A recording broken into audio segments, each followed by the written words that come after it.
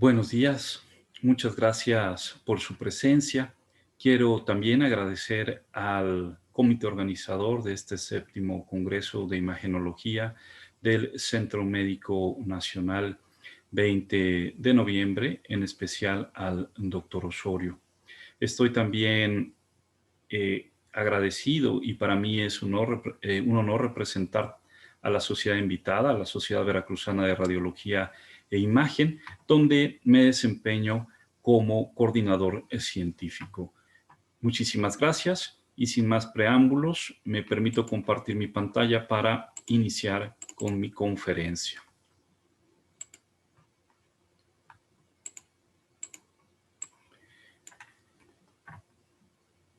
Bien, el tema que nos atañe el día de hoy es la semiología de tumores óseos. Nos vamos a encaminar durante la charla a establecer cuáles son las claves diagnósticas para un acercamiento correcto hacia la probabilidad diagnóstica de los tumores óseos.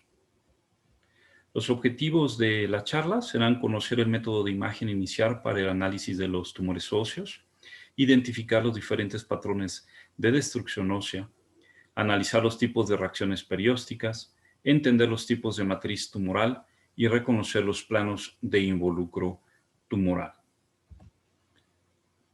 Conocer el método de imagen inicial para el análisis de los tumores óseos es fundamental y sin duda ninguna, el estudio inicial y esencial para la evaluación de los tumores óseos es la radiografía simple. Esta tiene varias ventajas. La primera de ellas relacionada con el diagnóstico y es que nos permite hacer un análisis semiológico correcto. Tiene un 96% de sensibilidad en el diagnóstico de los tumores óseos. Quizás el único inconveniente es que no se visualizan lesiones de muy pequeño tamaño y también la desmineralización ósea asociada a tumores tiene poca sensibilidad. Sin embargo, también es un estudio que tiene bastante buena asequibilidad hacia los pacientes, tanto por el precio como el número de equipos de rayos X en el país. Identificar los patrones de destrucción ósea es muy importante para poder categorizarlos y dar un diagnóstico de probabilidad. Dentro de los patrones de destrucción ósea tenemos tres y los iremos desglosando: el patrón geográfico, el patrón apolillado y el patrón permeativo. El patrón geográfico nos habla de lesiones con crecimiento lento, que generalmente son tumores benignos, tienen poca actividad tumoral y por ende se considera que habitualmente son tumores de baja agresividad.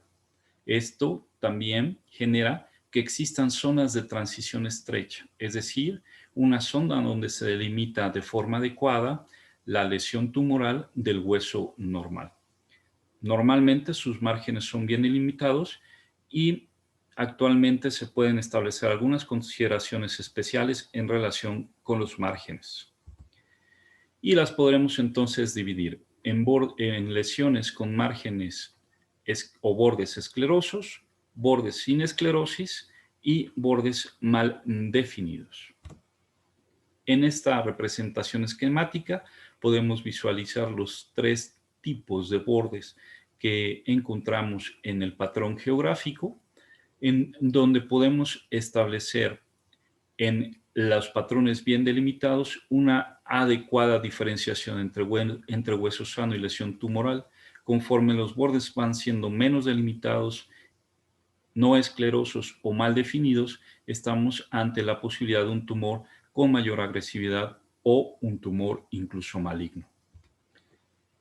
Ejemplos del patrón geográfico en relación con los bordes. Tenemos con bordes esclerosos al quiste óseo aneurismático, bordes sin esclerosis, algunas veces llamadas lesiones en saca bocado. Tenemos al tumor de células gigantes, al granuloma eosinofílico, quiste óseo aneurismático y en algunas ocasiones el comportamiento de los quistes óseos simples cumple con este parámetro. Las lesiones de borde mal definido, que tienen que ver con procesos infiltrativos locales y con actividad celular más activa, encontramos a los encondromas, osteosarcomas, fibrosarcomas y fibromas. Tenemos 3 ejemplos de lesiones con bordes esclerosos. Los 3 se tratan de quistes óseos simples. En el primer caso, lesión en calcáneo con borde escleroso bien definida, zona de transición corta, aspecto central radiolúcido. La siguiente, lesión en la región diaficiaria proximal del fémur izquierdo, igualmente con bordes esclerosos bien definidos, zona de transición corta. Podemos definir la zona tumoral del hueso sano.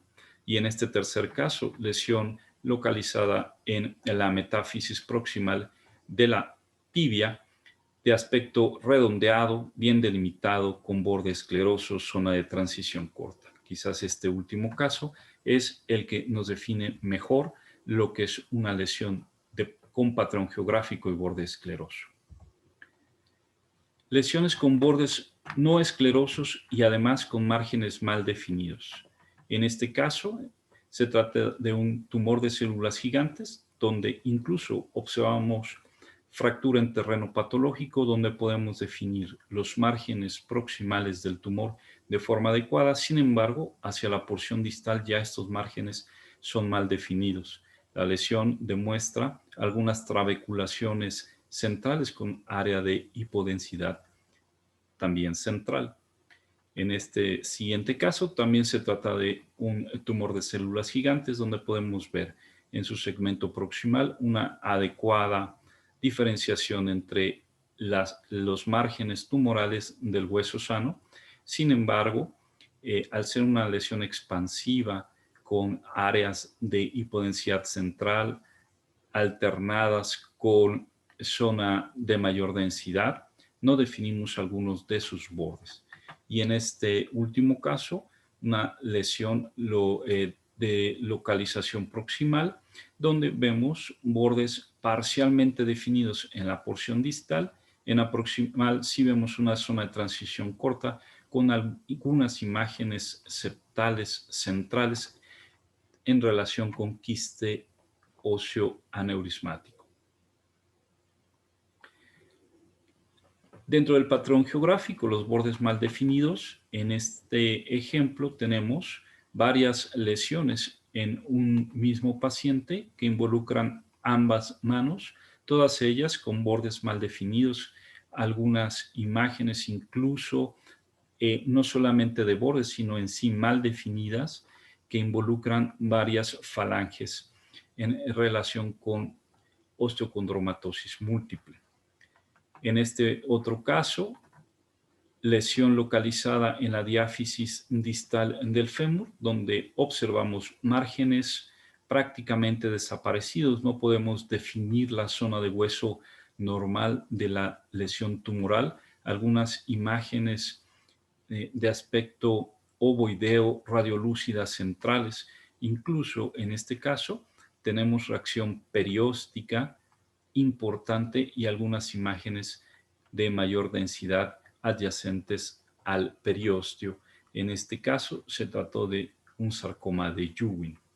En este otro caso también lesión tibial distal, donde se visualizan algunas imágenes ovoideas radiolúcidas de márgenes no bien delimitados, con algunas otras zonas radiolúcidas más proximales, no definiendo los bordes de forma adecuada. Este tumor en relación con adamantinoma. Entonces, podemos establecer que en base a los patrones geográficos, los bordes bien definidos nos hablarán habitualmente de lesiones con menor actividad relacionadas habitualmente con tumores benignos, y conforme los márgenes y la diferenciación entre la lesión tumoral y el hueso sano irán haciendo que esto represente mayor actividad tumoral y probablemente mayor probabilidad de ser un tumor maligno. El segundo patrón va a ser el patrón apolillado. Es un patrón más agresivo en cuanto a la destrucción que el anterior que vimos. Se le da este nombre porque simula las características que tiene la madera cuando ha sido comida por las polillas, generando múltiples agujeros de tamaño variable. Su morfología habitualmente es ovoidea, pero puede ser de cualquier otra morfología. Afecta tanto la región cortical como la región medular de los huesos y sus márgenes no son bien definidos. En esta representación de diagrama podemos establecer cómo habitualmente es una lesión que, si bien es cierto puede afectar la cortical, normalmente afecta a la región medular. Su tamaño es variable y da estas imágenes que parecieran ser agujeros medulares. La zona de transición entre la lesión tumoral y el hueso sano es mucho más amplia. Es importante considerar que este tipo de patrón se puede visualizar tanto en tumores benignos como en tumores malignos, y también la gran simuladora que es la osteomielitis puede presentarlo.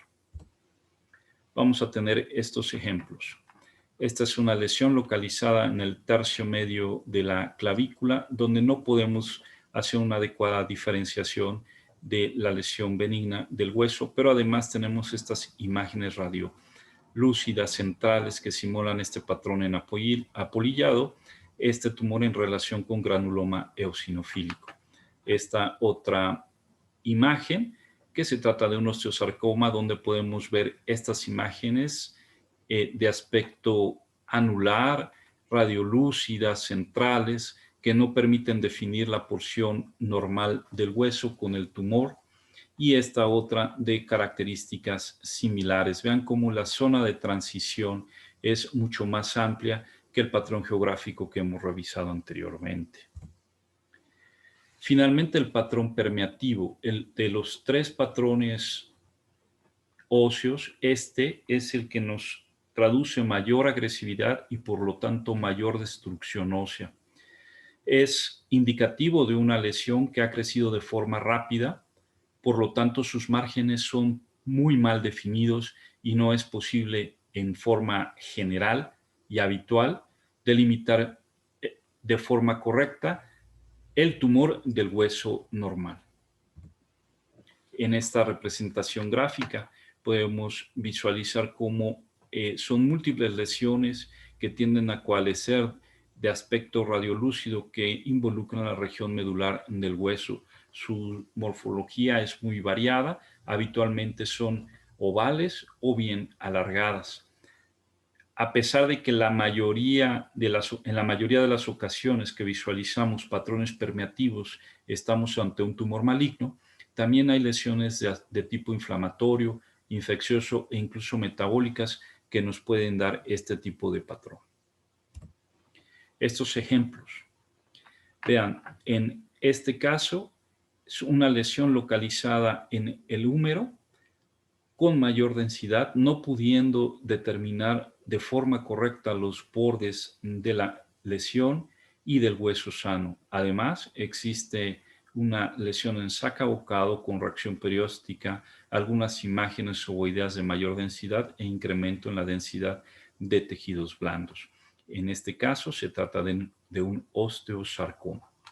En este segundo caso, también lesión en el húmero. Vean cómo hay imágenes de aspecto radiolúcido mal delimitadas.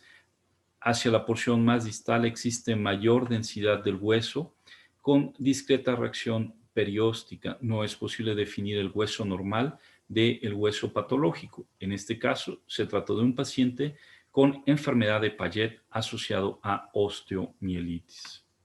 En este último caso, que quizás representa de mejor manera el patrón permeativo, tenemos una lesión en la diáfisis del fémur con algunas imágenes de aspecto radiolúcido, serpentiformes, sin presencia de reacción perióstica, esto en relación con mieloma.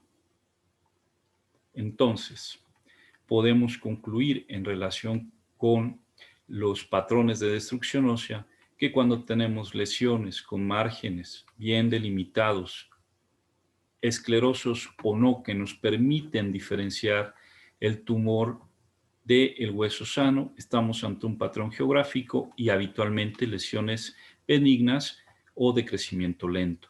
Cuando nos encontramos imágenes en apolillado, en este caso un mieloma múltiple, incluso con fractura patológica, la tendencia es de estar ante un tumor más agresivo con un crecimiento más rápido. Y cuando nos encontramos, en este caso que hemos revisado ya el mieloma múltiple también, patrones permeativos, prácticamente estamos ante lesiones de tipo maligno. Los tipos de reacción perióstica también son muy importantes porque aunados al patrón de destrucción ósea nos van a permitir tener más datos para poder establecer un diagnóstico de presunción. La reacción perióstica va a depender de varias circunstancias, al igual que la destrucción ósea, tiene que ver principalmente con la velocidad del crecimiento tumoral. Puede haber extensión endóstica y proliferación periostial como respuesta a la presencia del tumor. Estas dos, tanto la extensión endóstica como la proliferación periostial, va a depender de la agresividad y del crecimiento, de la velocidad de crecimiento del tumor.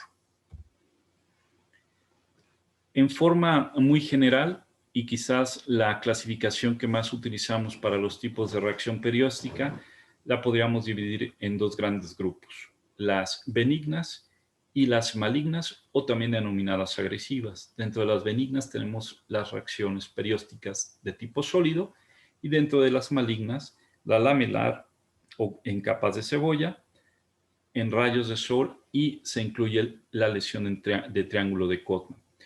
Sin embargo, una clasificación un poco más compleja, pero que es la que se está comenzando a utilizar con mayor frecuencia, es esta, donde a las lesiones benignas se les da el nombre de lesiones o de reacciones periósticas continuas, y a las malignas o agresivas se les da el nombre de interrumpidas. Dentro de las continuas se establecen dos tipos: la densa elíptica y la delgada ondulante, mientras que las interrumpidas se incluyen, además de las que ya he comentado, la compleja y la contrafuerte, es decir, la laminar, la espiculada o rayos de sol y el triángulo de Kottmann son similares a la clasificación previamente descrita. Esta es la reacción perióstica continua, este es el esquema de la misma, y en este caso vean cómo hay engrosamiento importante y mayor densidad de la cortical ósea, esto en relación con esta imagen radiolúcida característica de los osteomas osteoides. Reacción perióstica continua de aspecto ondulante en relación con osteomielitis, y este otro caso donde hay incremento generalizado en la densidad del hueso con reacción perióstica laminar e incluso incipiente formación de reacción perióstica en rayos de sol en relación con osteosarcoma. La reacción perióstica laminar, estos son tres ejemplos de ella. En este caso, vean, engrosamiento importante de la cortical, pero además presencia de estas imágenes laminares que se han denominado también en capas de cebolla, que no es más que la representación de cómo el hueso se ha ido reparando continuamente, pero con la persistencia de la agresión por parte del tumor ha permitido que se formen estas capas. En este caso, se trata de un sarcoma de Ewing, que quizás sea el que mejor caracteriza este tipo de reacción perióstica. Tenemos aquí otro caso muy similar, en donde tenemos la reacción perióstica y además ya formación de triángulo de Kottmann. En este caso, vean cómo el aspecto es permeativo, muy similar a la lesión que ya hemos descrito anteriormente. La típica reacción perióstica en rayos de sol, o algunos también la denominan como reacción perióstica perpendicular al periósteo, muy característica de las lesiones malignas y específicamente de los osteosarcomas. En este caso, los Las 3 imágenes corresponden a pacientes con osteosarcoma. La característica de estas lesiones es que siempre son perpendiculares a la cortical del hueso. Algunos también las han llamado lesiones en cabello, pero todas ellas, su característica es que van a ser perpendiculares a la cortical y habitualmente se asocian a afectación medular del hueso. El triángulo de Codman, si bien es cierto, no es una representación de algún tumor en específico, sí representa, al igual que en las reacciones laminares, una reacción a la constante agresión por parte del tumor hacia la región del periósteo, como lo demuestra esta gráfica, ¿no? El periósteo, que se encuentra, si se puede decir de alguna manera, levantado por la presencia del proceso constante de agresión tumoral. En estos 3 casos se puede visualizar de manera correcta el triángulo, en este caso, osteosarcoma, en este caso, condrosarcoma y osteosarcoma en este otro, donde incluso aquí vemos la formación de 2 triángulos de Codman. Estas lesiones denominadas reacciones periósticas en contrafuertes son muy similares o más bien es una combinación entre el hallazgo del triángulo de Codman y la lesión tumoral que involucra la región central y perióstica. En estos 3 casos, en pacientes con osteosarcomas, donde podemos visualizar precisamente eso, ¿no? Una reacción perióstica que forma esta imagen triangular en los 3 casos con involucro tumoral, en este caso cortical, y con involucro medular. Este caso también con involucro hacia la región cortical, en algunos casos con importante compromiso de partes blandas, lo cual no es sine qua non de esta lesión. Entonces, resumiendo, los patrones de destrucción ósea, entre mayor es el compromiso óseo y la presencia de hallazgos adicionales a lo que visualizamos habitualmente en la región de la corteza, tendrá a ser más maligno que benigno. Las lesiones de tipo sólido son habitualmente benignas. Sin embargo, las lesiones con patrón laminar, lamelar o en capas de cebolla, así como la formación de los triángulos de Codman y rayos de sol, habitualmente tienen que ver con lesiones malignas. Entender los tipos de matriz tumoral es también muy importante, porque ya conociendo o habiendo hecho el análisis del patrón de comportamiento tumoral, además, la presencia de reacción perióstica, el sumarle el tipo de matriz tumoral, nos va a generar un mayor acercamiento al diagnóstico correcto. El establecer que exista un tipo de matriz nos excluye una gran cantidad de tumores. Si vemos que si existe matriz condroide, excluimos los tumores formadores de hueso. Si vemos matriz osteoide, excluimos los tumores formadores de cartílago. En general, podemos decir que es muy sencillo el poderlas detectar y sí nos permiten esto que comentaba, la exclusión de diagnósticos de forma muy importante. Algunos tumores pueden tener esta combinación de matriz ósea y matriz cartilaginosa. Lo vamos a ir viendo más adelante.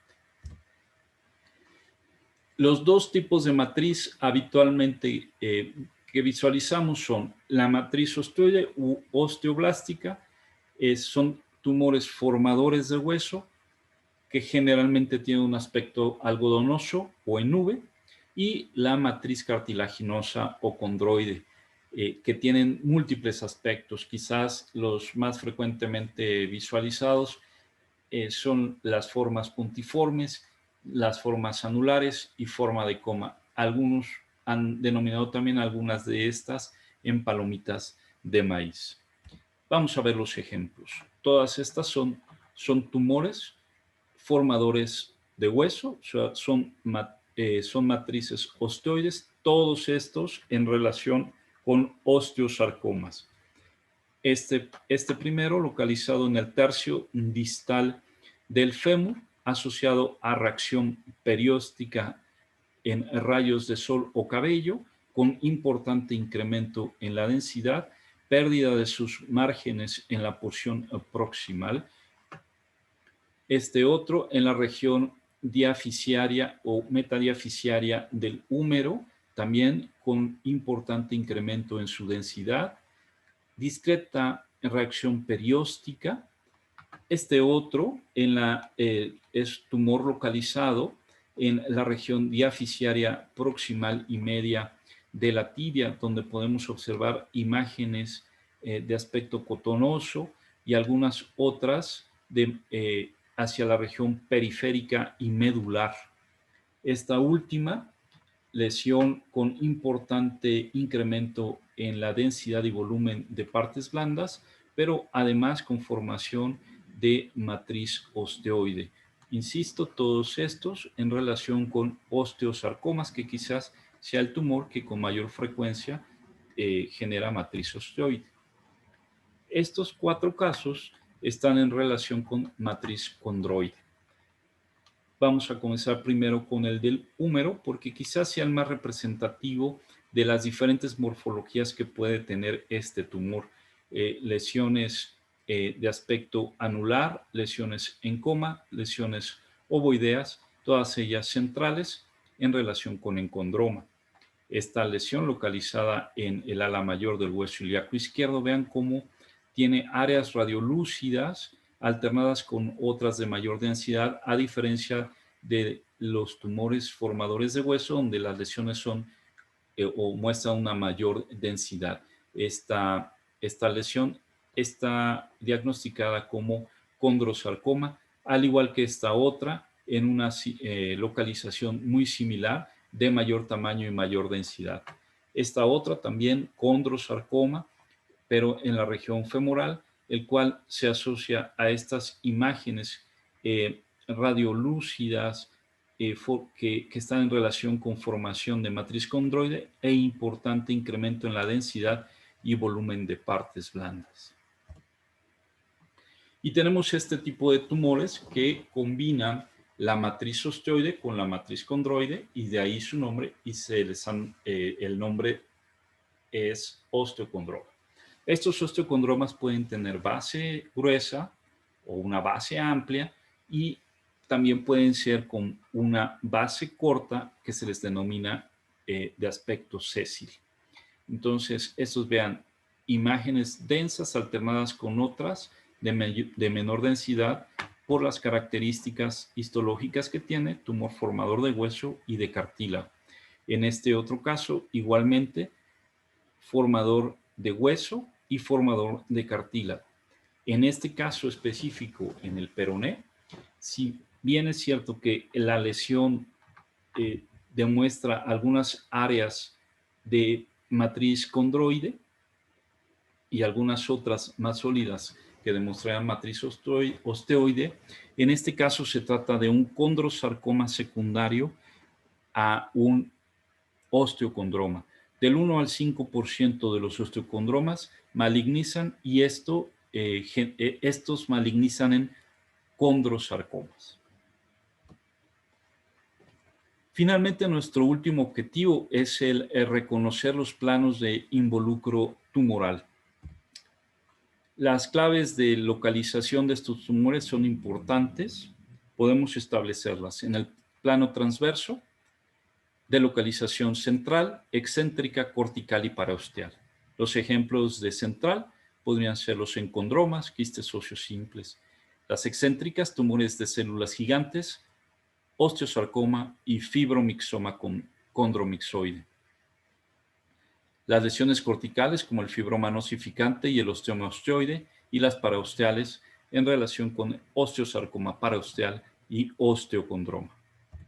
Ejemplos de estas: lesión central en la falange proximal del quinto dedo con matriz condroide, muy característica de encondromas.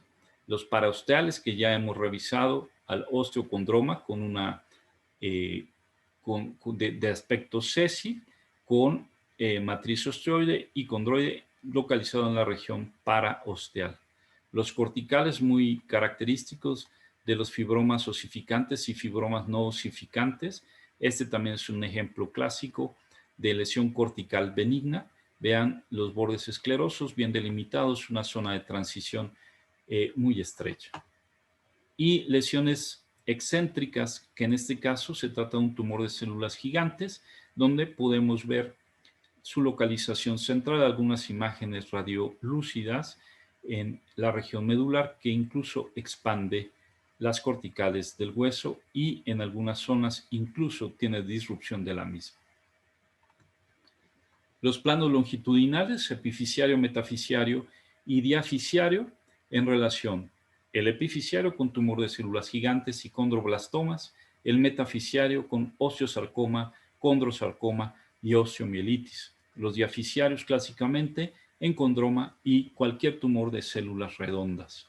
Los ejemplos de estas tenemos en la región epifisiaria al quiste óseo aneurismático, que involucra la región epifisiaria, la lesión diafisiaria también de aspecto radiolúcido, bien delimitada, con una zona de transición corta, algunas imágenes lineales que representan trabéculas en relación con quiste óseo aneurismático y lesión metafisiaria, como ya hemos visto anteriormente, asociada a esta reacción perióstica en rayos de sol en relación con osteosarcoma.